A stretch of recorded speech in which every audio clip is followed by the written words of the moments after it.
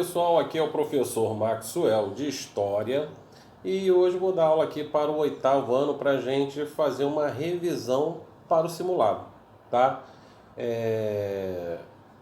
Eu vou fazer as explicações, depois vou dar exercícios de revisão, eu vou passar para vocês o texto que vai cair na prova, porque eu não vou dar as perguntas, mas o texto vocês vão se familiarizar com o texto e na hora para vocês responderem, tá?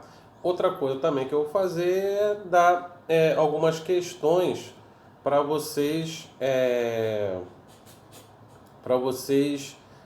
praticar, né, o simulado, tá? A Simone, né, a coordenadora, vai mandar para vocês um vídeo como preencher esse cartão, tá? E eu vou fazer um simulado. A gente fala simulado, mas não é simulado não. A gente vai fazer um teste aí com vocês. A gente vai botar umas questões, né, de marcar X aí, vocês vão marcar e vão marcar no cartão, tá? Para praticar. Depois manda e eu vou falar, ó, tá correto, tá certo, tá bom, tá errado, tá? Então, pra gente praticar. Então a gente vai começar falando agora os assuntos que vai ser cobrado de vocês nesse simulado, tá? A gente vai falar sobre, por exemplo, que está lá nos nossos capítulos que a gente viu agora nesse livro, primeiro os movimentos, os trabalhadores, né, vão começar a brigar pelos seus direitos. Entre eles tá aquela situação, né, que eu até fiz uma perguntinha para vocês, quando é que foi o Dia da Mulher, né? Por que se comemora dia 8 de março, o Dia da Mulher? Simplesmente porque algumas mulheres, né, mas essa data ela vai ser reconhecida em 1975 pela ONU, tá?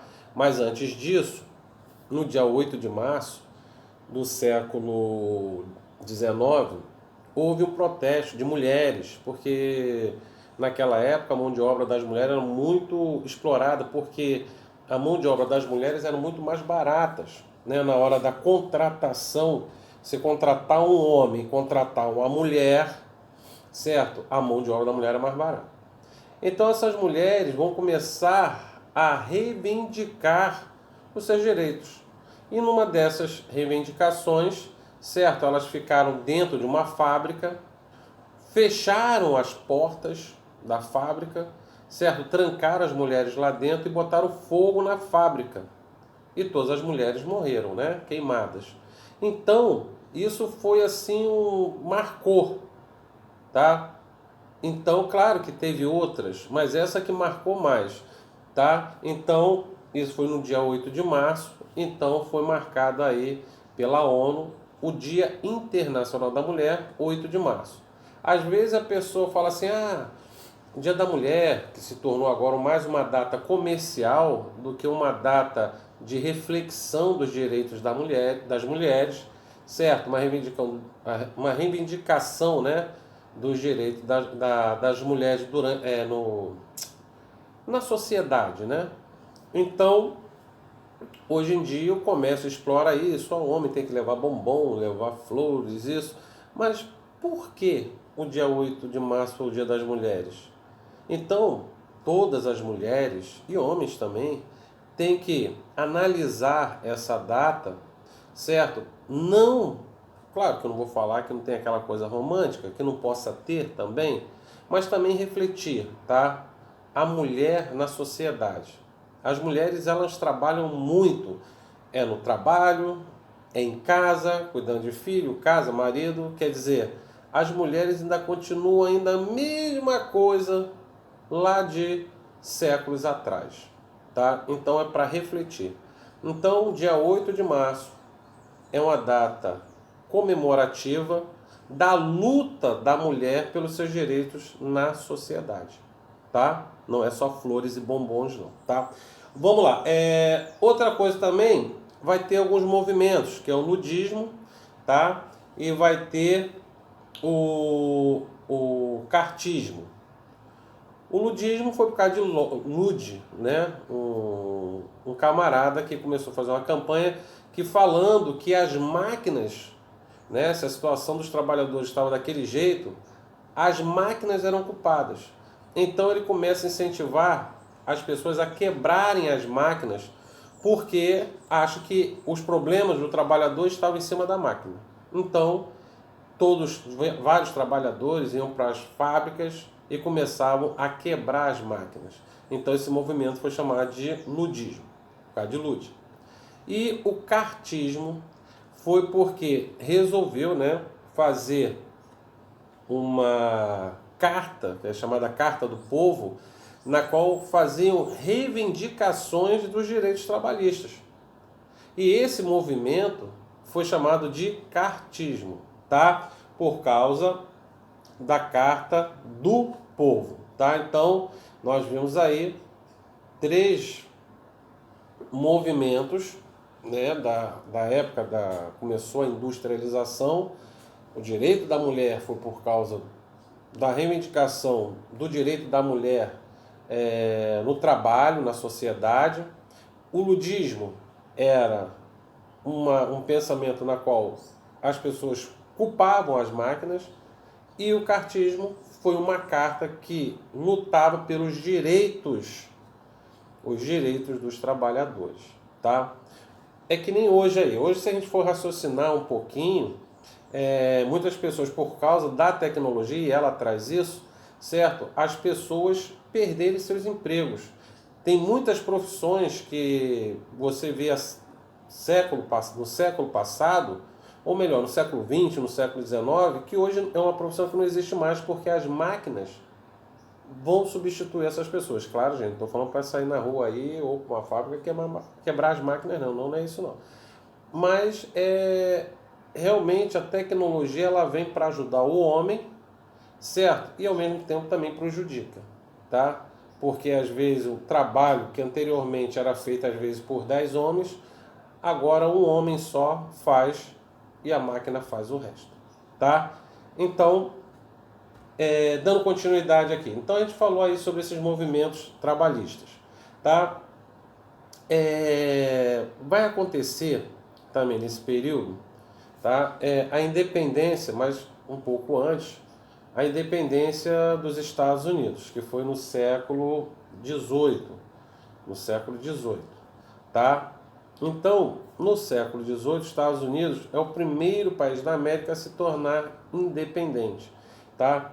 Porque, na realidade, eram chamadas de 13 colônias que eram divididas em 2 partes. O norte, que era rico em manufatura, e tinha o sul, que era agrícola, tá? Então, os ingleses, depois de sair de uma guerra, chamada Guerra dos 7 Anos, contra a França, e ela vai sair vencedora dessa guerra, mas é aquela coisa, né? A guerra você ganha, mas você acaba perdendo também no sentido financeiro. Por quê? Porque você tem que comprar armas, comprar munição, você tem que alimentar esses soldados, isso tudo é custo. Então, quando termina a guerra, que um lado venceu, mas também um certo lado ele acaba perdendo também, tá? Então a Inglaterra, né, o rei Guilherme, vai olhar aqui agora para as 13 colônias e falar assim, ó, agora é a hora da gente explorar aí, ver se eles podem pagar alguma coisa para a gente. Então, o que acontece? Vem a Inglaterra vai mandar vários impostos para as 13 colônias, na qual os colonos vão relutar, porque a colônia inglesa ela era, bem dizer, independente da sua metrópole, tá? Diferente da portuguesa e espanhola, que tinha um monopólio, a inglesa era mais de povoamento, o camarada estava ali, eles faziam o comércio. Tanto é que o sul era mais explorado pelos ingleses porque eles forneciam materiais, né, para a indústria inglesa, né? E o norte já era mais industrializado. Então, isso tudo vai começar a reverter quando o rei olha para a colônia e fala, não, pô, vamos explorar isso aí, vamos ganhar o dinheiro. Teve várias leis, né? Teve a lei do selo, teve a lei da intolerância, teve a lei do açúcar, do chá. Então, isso tudo os colonos foram começando a ficar incomodados. Até quando criaram a lei do chá, né, os colonos fantasiadinhos subiram nas embarcações inglesas e jogaram o chá no mar. E aí veio a lei da intolerância, na qual os ingleses falaram assim, ó, acabou, cara, a partir de agora vai ter que ler na nossa cartilha, e aí vai ter algumas convenções, né, da Filadélfia. Teve a primeira, só que o Sul não estava concordando muito com o Norte, não. Até que na segunda conferência, o Sul e o Norte entram em bom senso e resolvem se tornar independentes da Inglaterra, onde Thomas Jefferson vai fazer, né, a Carta de Independência, tá? Se separando. E aí vai estourar a guerra dos colonos contra os ingleses. E o que vai acontecer? O rei francês, certo, vai perder, né, a Guerra dos Sete Anos, que é o Luís XVI, certo? Mas ele vai patrocinar a Guerra dos Colonos estadunidense, né, da colônia inglesa, na qual os colonos, com o apoio da França, vai ganhar a guerra contra os ingleses e ela vai se tornar independente. Mas vocês sabem que, como eu estava falando anteriormente, ó, os franceses já tinham perdido uma guerra que era dos 7 anos. Mesmo os colonos ganhando a guerra contra os ingleses, mas também teve custo. E por azar de Luís XVI, teve um período de seca muito grande, então o campo não estava produzindo alimento suficiente para a população. Então tudo isso, todos esses problemas, e tem mais um também, né? A gente, às vezes o pessoal conta a versão da história, claro que a gente sabe que o Luís XVI, ele era absolutista, certo? Queria comandar, né, a França, mas Luís XVI, na realidade, ele foi um camarada que não foi educado para ser rei. Porque quando o avô dele morreu, Luís XV, tá, teria o pai dele para substituir, mas o pai dele morre. Aí tem o seu irmão, que é o irmão mais velho dele, também morre. Então Luís XVI assume o trono francês jovem. Ele foi um rei muito jovem. Então isso tudo vai afetar, tá, na sua administração, porque ele não tinha tanta experiência. E aí o que vai acontecer? Com esses gastos todos, Luís XVI vai falar assim, ó, precisando aumentar aí a arrecadação dos impostos.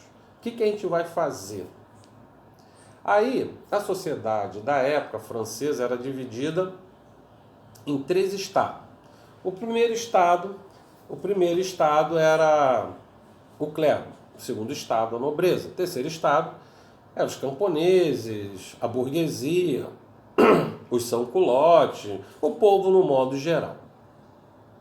Então, o que vai acontecer? O rei vai pedir a Assembleia dos Estados Gerais para arrumar uma solução. Por quê? O clero e a nobreza não pagavam impostos. Só quem pagava impostos era o terceiro estado. O terceiro estado, vamos lá para a Assembleia dos Estados Gerais. Vamos lá. Mas aí, o clero e a nobreza queria voto por estado. Já o terceiro estado, eles queriam, sim, uma votação por pessoas. E eles acabam ganhando nessa votação. Tá? Então, o terceiro estado começa a fazer movimentos, que depois vem a Constituição, a gente já até falou sobre isso, que a gente está numa revisão, a gente não pode ficar demorando muito não, a gente vai falar só os pontos que a gente deve falar que vai cair na prova, tá? Vamos lá. E nisso, a burguesia, ela queria ter mais uma participação no governo, certo? Sendo que os burgueses é dividido em 2 partes, tá? Os gerondinos, que são os que têm mais dinheiro, e os jacobinos, que são mais aqueles burgueses de profissões liberais, advogados, professores, assim vai, médicos.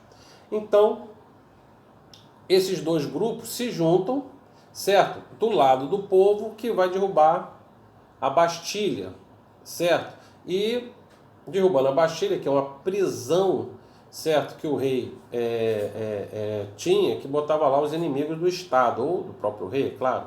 E os gerondinos e os jacobinos se juntam para tirar o rei do poder. Luís XVI tenta fugir, mas é capturado pelos gerondinos, ia manter o rei, só que com a diferença, ia fazer tipo a Revolução Inglesa. Ó. O rei fica, mas não manda, não reina, tá? E a gente vai dominar. Só que os jacobinos eram mais radicais, queriam acabar com o absolutismo mesmo, com as ideias iluministas que vão dominar, certo, a revolução. Então, os gerondinos tomam o poder, mas não conseguem se manter, e os jacobinos entram no poder. Com ele está lá Robespierre, Danton, Marat. Esses camaradas aí vão começar o reino do terror.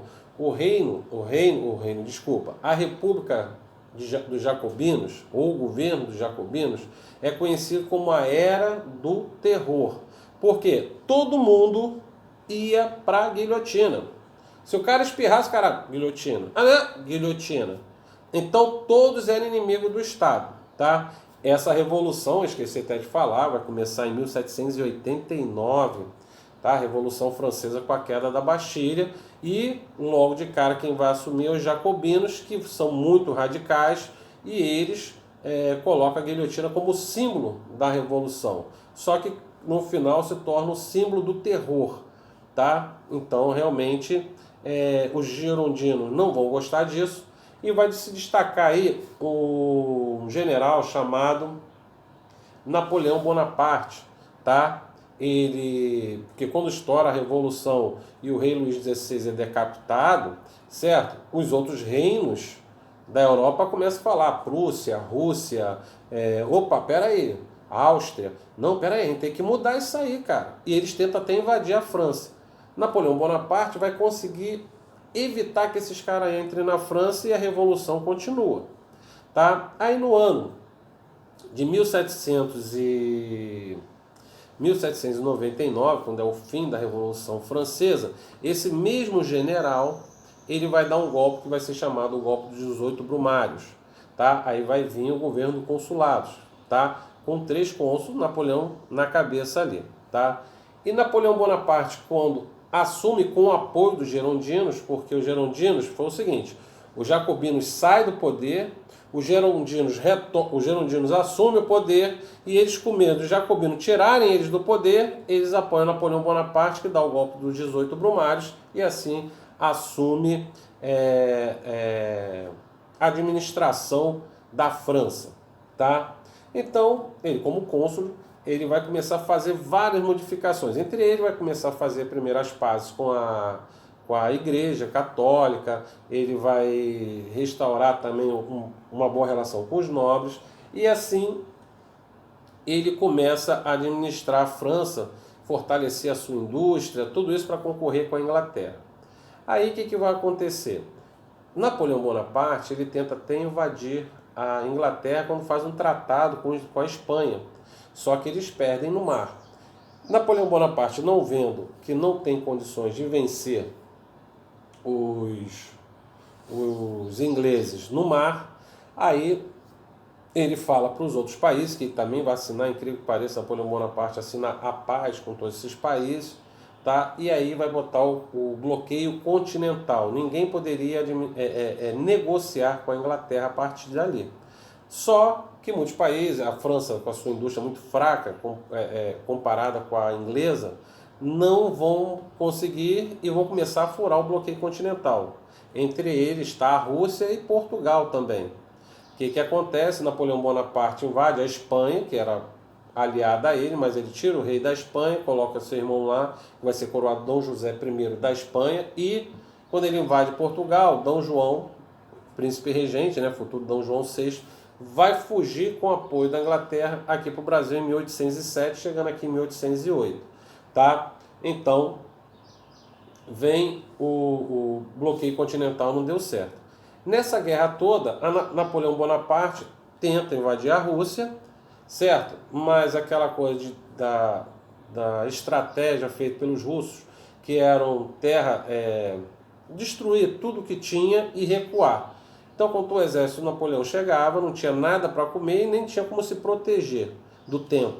Até que ele consegue chegar a Moscou, mas todo mundo recuou, né? Ele não pega Moscou vazio.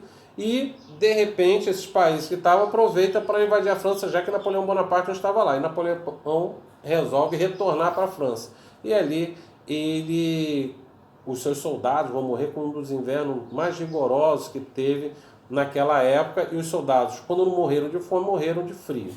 Quando Napoleão chega com o que restou do seu exército, ele é dominado, é preso e mandado lá para a ilha de Elba.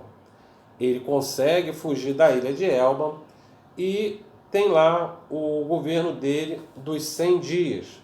Ele foge da ilha de Elba. Ao chegar na França, o irmão de Luís XVI, que vai ser coroado como Luís XVIII, manda o exército prender Napoleão Bonaparte. Quando ele chega lá, ele fala: vem cá, vocês vão prender o seu imperador?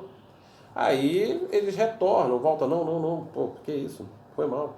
E ficam do lado de Napoleão Bonaparte, e o rei Luís XVIII, se manda, foge da França, tá? E nesse período ele fica no período de 100 dias. A Inglaterra se organiza junto com esses outros países ali da Europa, invade a França, e na batalha de Waterloo, tá? Napoleão perde essa batalha e é preso de novo e agora mandado para a ilha de Santa Helena, onde vem a falecer, tá? Só para colocar uma coisinha que eu esqueci de botar aqui, foi o sentido da coroação. Napoleão Bonaparte se tornou imperador depois que ele fez um plebiscito, na qual o povo escolheu para ele ser o imperador, e ele vai se autocoroar, tá? Ele e a esposa dele, a Josefina. Então, assim termina a nossa revisão. Mas ainda não terminou não, tá? Só comentei. Agora, vocês peguem o caderno de vocês, que eu vou dar aí os exercícios que eu falei da revisão, mais o texto, tá? O texto é para vocês se familiarizarem, que é esse texto que eu vou dar, que vai cair na prova. Depois eu vou voltar aqui para dar as questões, né, para vocês praticarem, tá?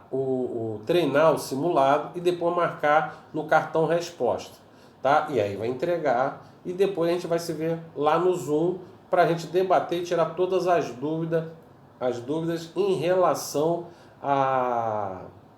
ao simulado, tá? Porque tudo é novo, tanto para vocês quanto para mim também.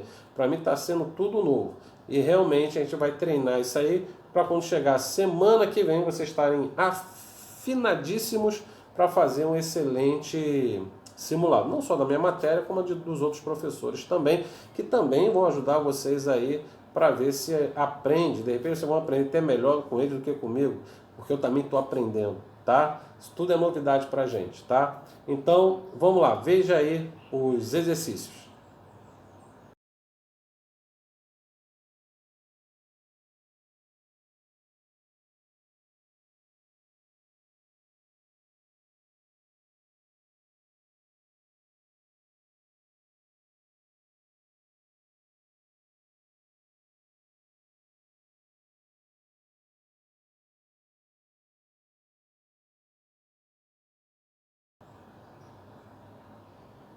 E aí, pessoal, pegou aí, viu os exercícios? Viu o texto?